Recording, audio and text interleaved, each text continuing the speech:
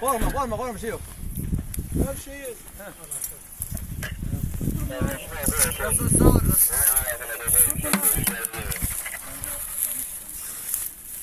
Tut. Tut. Bak ona, bak şu an ben dinle. Kolunu geçir. İçine geç. İçine geç. Ha. İyi tut şimdi. Tut işte.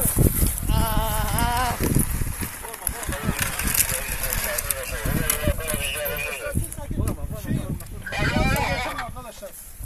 Sedye var mı? Ayağımın altında şey var. Arkadaşlar ayakkabısı nerede? Giydin mi adamın ayakkabısını?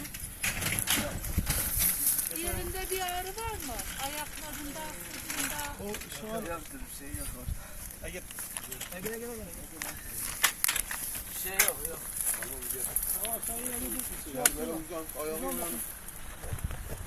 sen nasıl düştün suya?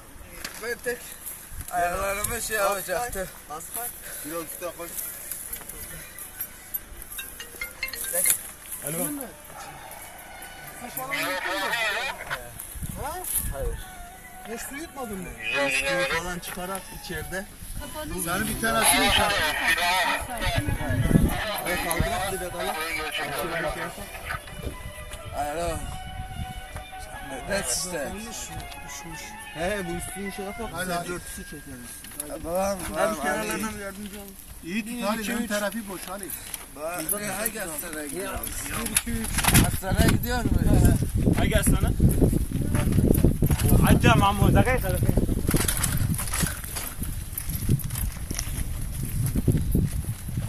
Kısır.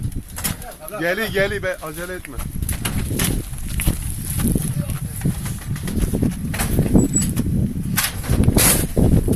لا ما امشي واحد Soy isim ne? İsmi ne? var şeyde.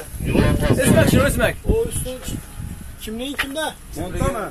منطقة إلى الرمح Böyle gel. لا تخاف لا تخاف لا تخاف Böyle gel kardeş kapalı. لا تخاف لا تخاف ما ضل شيء Ön tepelim.